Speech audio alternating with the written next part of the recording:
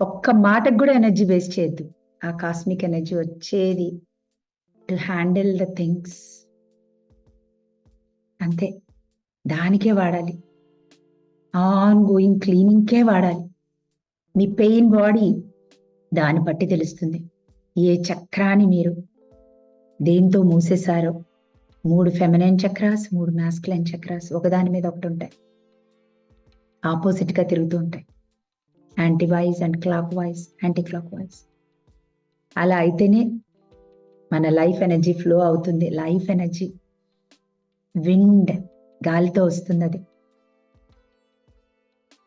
మనకి ఛాన్స్ ఇస్తుంది. ప్రతి బ్రెత్ పొద్దున్న లేవగానే అమ్మా నాకు ఛాన్స్ ఇచ్చేసావా, ఓన్లీ లవ్ ఎనర్జీని ఫ్లో చేయడానికి.